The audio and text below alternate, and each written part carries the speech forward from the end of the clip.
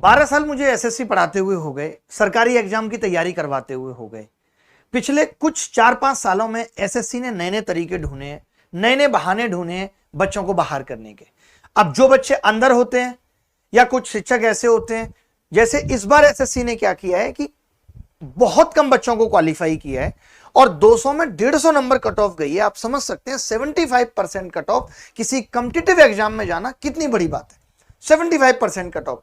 अब मैं इस पे बहुत सारी बातें करूंगा, उससे पहले मैं कहना चाहता हूं कि कुछ लोग आके जिनका सिलेक्शन नहीं हुआ और जिनके 150 नंबर हैं या कोई शिक्षक, वो आके बच्चों को ये ज्ञान दे रहे हैं हार उस छात्र की नहीं होती जो फेल हो जाता है, अब तो हार उसकी होती है जो हार मान लेता है। फिर कुछ आगे कह रहे हैं कर हौसला, तू तो मंजिल जरूर मिलेगी, अगर जीत के पहले ही हार मान ली तो दुनिया तुझ पर ही हंसेगी। वो कमाल का मोटिवेशन आ रहा है। कम अंक हमें हताश होने के लिए नहीं है, बल्कि भविष्य में बेहतर करने के लिए प्रोत्साहित करते हैं। कब करेगा एक 30 साल का युवा? किस भविष्य की ज्ञान उसे तुम दे रहे हो? किस भविष्य में जाके वो अच्छा करेगा? जहां लोग कह रहे हैं सफल होना आखिरी चीज नहीं है, असफल होना अंत नहीं है, मायने रखता आपका साहस। अब उसके पास अटेम्प्ट नहीं है, 30 साल की उसकी उम्र हो गई है, किस साहस पे जिएगा वो? हर आदमी ज्ञान दे रहा है तुम उस लायक नहीं हो इसलिए तुम्हारा सिलेक्शन नहीं हुआ, अगले साल ले लेना। और जिसका लास्ट अटेम्प्ट है और जो घर की आखिरी उम्मीद है, उसका क्या? तुम्हारे 150 के बजाय 149 नंबर होते, तुम जिस दौर से गुजरते उन हालातों को समझ पाते? या आप समझ सकते हो कि वो किस दौर से गुजर रहा है? ज्ञान देने वालों की कमी नहीं है। किसी का ब्रेकअप हो जाए 17 लोग ज्ञान देते हैं, कुछ फर्क नहीं पड़ता, एक बंदी गई है दूसरा आ जाएगा। और जब खुद पे बीतती है तो सिर्फ आंसू आंसू, अरे अब मुझे समझ आ रहा है। फिर पता चलता है कि कितनी रातें काली हो रही हैं। जिसकी आखिरी उम्मीद है, आपको पता होगा इस बार एसएससी ने 1 अगस्त से कर दिया था। बहुत सारे लोग कहते हैं एसएससी अपने रूल्स को लेकर के बहुत स्ट्रिक्ट है। क्यों है भाई एसएससी स्ट्रिक्ट? हिटलर है एसएससी, कुछ भी रूल बना देगी तो चलेगा। और अपनी मर्जी से फिर तुम ये क्यों कह देते हो कि चलो इस बार कोई बात नहीं, बच्चों को 1 जनवरी से ही एज काउंट कर लेते हैं, फिर तुम 1 अगस्त से कर देते हो बिना बताए। अरे भाई, कुछ भी करने से पहले इन्फॉर्म तो करोगे या नहीं करोगे? काम नहीं कर रहा भाई, या बताओ इन्फॉर्म नहीं करोगे? मैं बताता हूं मुद्दा क्या है। मुद्दा यह है, इतना सा है कि एसएससी स्टाफ सिलेक्शन कमीशन है जहां पे बहुत सारे युवाओं की उम्मीदें टिकी होती हैं। मैं उन युवाओं की बात नहीं कर रहा हूं जो इस बात का ज्ञान देते हैं कि कुछ नहीं है भाई, नौकरी देने वाले बनो। ठीक है, हर आदमी नौकरी देने वाला बनना चाहता है। मैं इस बात से इतना इरिटेट और फ्रस्ट्रेट हो गया हूं कि हर आदमी नौकरी देने वाला होगा। अबे बेवकूफ, फिर नौकरी लेगा कौन? मैं तो कहता हूं देश के 140 करोड़ लोग नौकरी देने वाले हैं। अब बताओ किसको दोगे? कुत्ते को जिसको रेवीज हो रखा है? दोगे किसको नौकरी? नौकरी देने वाले बनो भाई। जो नौकरी देने वाला है ना, वो दे रहा है। तमाम लोग हम जैसे भी नौकरी छोड़ के बैठे हैं और नौकरी दे रहे हैं लोगों को। तो जो देने वाला है वो छोड़ के भी आ जाता है।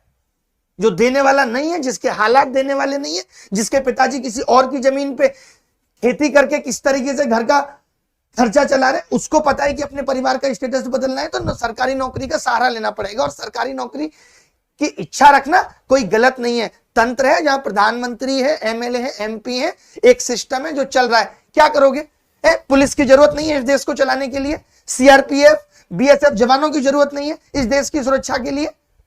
इस देश के इनकम टैक्स डिपार्टमेंट में कोई घोटाला तो नहीं हो रहा, इसके लिए ऑडिटर्स की जरूरत नहीं है। इनकम टैक्स भी बाहर वाले लोग उगा के दे देंगे, जीएसटी भी बाहर वाले लोग उगा के दे देंगे। तो सरकारी तंत्र खत्म थोड़ी हो जाएगा जो सरकारी नौकरी की उम्मीद ना रखे। अभी क्या हुआ है मैं बताता हूं। बहुत सारे लोग ऐसे वीडियो देखेंगे जिनको पता नहीं है। एसएससी ने 2017 में इतनी वैकेंसी निकाली, इतने लोगों को मेंस के लिए क्वालिफाई किया, यानी 20 गुने लोगों को क्वालिफाई किया। एसएससी जब नोटिफिकेशन निकालता है तो ऐसी कोई इंफॉर्मेशन नहीं देता कि हम कितने लोगों को क्वालिफाई करेंगे। अरे तुम नोटिफिकेशन आंख बंद करके निकालते हो क्या? तुमको इतनी अकल नहीं है? तुम सीएचएसएल का सेम नोटिफिकेशन निकाल देते हो, सेम सिलेबस तुमने एसएससी सीजीएल में दे रखा है। इतना दिमाग नहीं है कि सीएचएसएल 12th के बाद होता है और सीजीएल ग्रेजुएशन के बाद होता है। तुम अपनी कमियां देखना ही नहीं चाहते। तुमसे मेरा मतलब एसएससी से है जो कि बहुत बड़ी कामचोर है। अब इसके बाद 2018 में इन्होंने 11,000 वैकेंसी निकाली, 13 गुने लोगों को लिया। 9,000 वैकेंसी निकाली, फिर 13 गुना लोगों को लिया। 2020 में 7,000 निकाली, 16 गुने लोगों को लिया। सीजीएल 2021 में 14 गुना लोगों को लिया। सीजीएल 2022 में 10 गुना लोगों को लिया। अब ये सिर्फ 8.5 गुने लोगों को ले रहे हैं। क्यों भाई? ऐसा क्या रूल है? कौन बताने आता है तुम्हें कि इतने गुने लोगों को ले लो, इसमें मेरे रिश्तेदार आ गए, बाकी सबको बाहर कर दो? ये फंडा है। अगर एसएससी भी यूपीएससी भी नोटिफिकेशन निकालता है, उनका हर साल का फिक्स है कि वो 10 गुने लोगों को या 1/10 लोगों को मीन्स में बिठाएंगे, सीधा सीधा फंडा है उनका। उनको पता है 1000 वैकेंसी है, 1000 का 2.5 गुना, वो 2,500 लोगों को मेंस में पास करेंगे, 2,500 का 10 गुना, वो 25,000 लोगों को प्री में पास करेंगे। क्लियर है, सबका क्लियर होता है। वो पहले ही बता देंगे हमारा मेंस इस डेट में होगा। एसएससी कुछ बताना जरूरी नहीं समझती, उसको तो नोटिफिकेशन बनाने में टेंशन होती है। अरे इतना लंबा नोटिफिकेशन बना क्यों रहे हो, 4 पन्नों में बता दो ये है, ये डेट है, ये सिलेबस है, और देख भी लो खुद से। आज एमटीएस का पेपर सीजीएल से मुश्किल आ जाता है, 150 कट ऑफ जाना वाकई निराशाजनक है। ये पेपर का लेवल ठीक नहीं सेट कर पा रहे। ये कहते हैं कि एक शिफ्ट में जो सवाल आया दूसरे में वैल्यू बदल के वही दे देते हैं। ये 100 नए सवाल क्रिएट नहीं कर सकते। उससे हो क्या रहा है, उसमें यह मुसीबत है कि गणित का पेपर आसान आ गया तो जीएस मुश्किल आ जाती है बच्चे के पेपर में, और गणित अगर मुश्किल आ गई तो जीएस आसान आ जाती है। वहां बच्चा फंस जाता है, क्योंकि जीएस का मुश्किल और आसान आना नॉर्मलाइजेशन अच्छा बना ही नहीं सकता। अब मैं आज क्लास लेने वाला था, इतने सारे बच्चों के मैसेजेस, इतने सारे बच्चों से मैंने बात की है कि सर मेरे 149.5 नंबर बन रहे थे, मेरा सिलेक्शन नहीं हुआ। सर मेरे 149 नंबर थे, मेरा सिलेक्शन नहीं हुआ, मेरा आखिरी अटेम्प्ट है, अब अगले साल मैं अटेम्प्ट दे भी नहीं जाऊंगा। उसकी जिंदगी का सवाल है, तुम उसकी जिंदगी से खेल रहे हो। जिस आदमी के 30 साल बीत गए, उससे पहले वो प्राइवेट नौकरी में था, उसको पता ही नहीं था सीजीएल जैसा कुछ होता है। अभी वो तैयारी में आया था पिछले साल वैकेंसी 36,000 थी, उसको कोई ना कोई पोस्ट मिल गई। और सबसे बड़ी बात कि ये कंपटीशन बढ़ा ही इसलिए इस बार लोग कह रहे हैं कि कंपटीशन बढ़ गया, क्योंकि पिछली बार जो 36-37,000 लोग सेलेक्ट हुए, उनकी मैक्सिमम की ज्वाइनिंग अभी तक नहीं हुई। इनफैक्ट किसी की ज्वाइनिंग नहीं हुई। वो लोग फिर आके पेपर दे रहे, जिसकी 35,000 रैंक थी उसको फिर से नौकरी चाहिए। बढ़ गया कंपटीशन, बड़ी हो गई कट ऑफ। वेटिंग लिस्ट तुम अब तक लेके नहीं आ पाए, क्यों? क्योंकि तुम सिस्टम में कुछ सुधार करना ही नहीं चाहते। और अगर कुछ गलती हो गई, तुमने यूएफएम में घपला करके बच्चों को बाहर किया था, तुमने सुधारी, उसके बाद गलती, नॉर्मलाइजेशन के लिए बच्चे रोए, फिर एज के लिए बच्चे रोए। अगर किसी चुनाव में कोई गड़बड़ हो जाती है ना, और अपोजिशन वाला कहता है या तो दोबारा चुनाव हो या काउंटिंग दोबारा हो, तो होती है दोबारा, मानना पड़ता है। आज अगर एक मर्सिडीज की टक्कर साइकिल से हो जाएगी और साइकिल वाले की लाख गलती है, फिर भी मर्सिडीज वाले को हर्जाना पूरा भरना पड़ेगा। आज अगर बच्चे परेशान है, तुम्हारे फैसले से खुश नहीं है, तो तुम्हें अपनी ये रिजिडिटी छोड़नी पड़ेगी, तुम्हें फ्लेक्सिबल बनना पड़ेगा, तुम्हें रिजल्ट को रिवाइज करना पड़ेगा। और ये जितने रूल तुम बना रहे हो, एक बारी में क्यों नहीं सोच लेते भाई, नोटिफिकेशन में डाल दो, पहले क्लियर रख दो ना बच्चों को। अगर यही कट ऑफ 135-30 होती तो शायद ये हालात नहीं होते। या तुमने और 12, 13, 15 गुना, जब तुम्हें पता था कि इस बार कम वैकेंसी है, तो तुम 20 गुने बच्चों को भी ले सकते थे, और जब तुम 20 गुने बच्चों को लेते तो और 12 नंबर कट ऑफ कम हो जाती। ये तुम्हारे मूड से नहीं चलेगा कि तुम्हारा मूड हुआ तो तुमने 20 गुना लोगों को ले लिया, तुम्हारा मूड है 13 गुना लोगों को। कल को तुम्हारा मूड होगा अच्छा 7,000 वैकेंसी है, 6,000 लड़के ले लो, 1,000 वैकेंसी अगले साल भरेंगे, क्योंकि तुम देश के राजा हो, तुम्हें तो किसी की चिंता ही नहीं है कि भरना है कि नहीं भरना। ये तरीका क्या है? मतलब हम लोग जवाब चाहते हैं। ये जो मैं बोल रहा हूं, ये मेरे बोल नहीं है, ये बच्चों के बोल हैं। बच्चे परेशान हैं, ये वो हमारे देश का युवा परेशान है। कोई इंजीनियर बन के बैठा है, कोई ग्रेजुएट होके बैठा है, उसको समझ नहीं आ रहा कि अब करना क्या चाहिए। कुछ लोग कह रहे हैं सीएचएसएल में भी ऐसा ही किया था। अरे सीएचएसएल या एमटीएस में कुछ भी ऐसी चीजें हो जाती हैं, फर्क नहीं पड़ता। सीजीएल बड़ा एग्जाम है, यहां फर्क पड़ता है। 145 प्लस लाख के बच्चा अगर जब अपना नाम लिस्ट में नहीं देखता ना, तो कैसे पूरी रात आंसुओं के साथ गुजरती है, तुम क्या जानोगे एसएससी बाबू, तुम्हें नहीं पता। ये लोग भी इंसान है, इनकी होप है, फीलिंग है इनकी। देख लो ये टेबल कि तुम किस तरीके से सेलेक्ट कर रहे हो लोगों को। बहुत ही ज्यादा नाइंसाफी है। और क्यों कर रहे हो? मुझे ऐसा लगता है कि शायद तुम्हें कॉस्ट कटिंग करनी है। अरे तुम 100 रुपए के बजाय 500 रुपए बच्चे से फॉर्म के ले लेते। क्या रेलवे ने लिया था और बोल दिया था बाद में लौटाएंगे? शायद अभी तक पैसे नहीं आए लोगों के, या आ भी गए होंगे तो तुमने 4 साल यूज कर लिया, तुम भी ले लेते बच्चों से 500-500 रुपए। ये कॉस्ट कटिंग का कौन सा तरीका है कि तुमने बच्चे ही कट कर दिए, बच्चों की जिंदगियां कट कर दी? ये कॉस्ट कटिंग का तरीका है। अगर तुम्हारे पास पैसे नहीं है ज्यादा बच्चों को मींस में बिठाने के लिए, तो स्टूडेंट थोड़ी पे करेगा इस चीज के लिए, वो थोड़ी सफर करेगा। मुझे ऐसा लगता है कि कम से कम 15 गुना बच्चे होने चाहिए। एसएससी को दोबारा ये रिजल्ट रिवाइज करना चाहिए, क्योंकि सिलेक्शन प्रोसेस कब फेयर होगा ये हमें भी नहीं पता। मैं स्पेशली सरकारों से भी, डीओपीटी से भी ये हाथ जोड़ के विनती करता हूं कि भैया सिलेक्शन प्रोसेस को फेयर करो। बच्चों के हित में तुम्हें डिसीजन लेने पड़ेंगे, सोचने पड़ेंगे। यूपीएससी ने भी लिए, यूपीएससी भी झुकी है, आप तो एसएससी भी बहुत छोटी हैं। कब तक हर बार ऐसा ही होगा कि किसी ना किसी इश्यू पे एस्पिरेंट लड़ता रहेगा? कभी यूपीएसआई में नकल हो जाएगी, कभी एमपी का पेपर आउट हो जाएगा, कभी केस सुप्रीम कोर्ट में चला जाएगा, कुछ ना कुछ चलता रहेगा। और ये कोई बहुत बड़ा नहीं है, कंप्यूटराइज सिस्टम है। तुम 8.42 टाइम्स की जगह जैसे ही 15 गुना फीड करोगे 10 मिनट के अंदर रिजल्ट निकाल सकते हो। सब कुछ कंप्यूटराइज्ड है, डिजिटल इंडिया है, डिजिटल भारत है।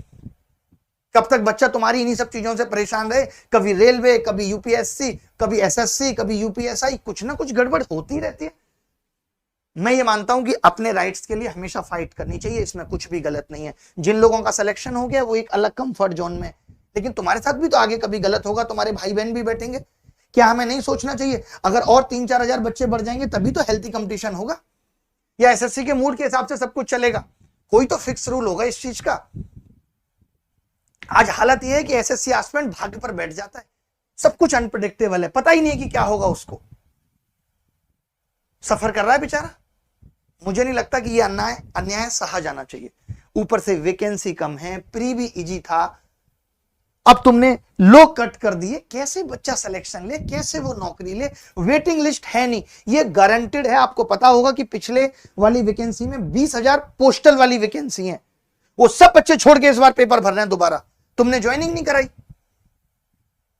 अगर वेटिंग लिस्ट होती तो कम से कम उसके पीछे वाले 20,000 लोगों को तो और नौकरी मिलती। क्यों नहीं करा पाए अब तक 3,60,000 लोगों की ज्वाइनिंग? बताओ। और कब तक बच्चे ये आप बताएं यार कि आप कहां गलत हो? क्या आप यूएफएम सुधारो, आप नॉर्मलाइजेशन सुधारो? अब ऐसा लगता है कि बस एसएससी के फैसले कभी भी कुछ भी हो सकते हैं, जैसा उसका मूड होगा वो अपने मूड के हिसाब से कुछ भी कर देगा। और कोई गलती सुधारने के लिए एसएससी तैयारी नहीं रहता। उसको लगता है कि हम तो राजा हैं, हम बहुत बड़ी संस्था, हम लोगों की नौकरियां दे रहे। कौन तुम? भगवान हो। बहुत जल्दी तुम्हें भी यमराज का फरमान जारी हो जाएगा भाई। यहां किसी का राज्य नहीं रहा, यहां हिटलर साहब नहीं रहे, तो तुम तो बहुत छोटी तोप हो।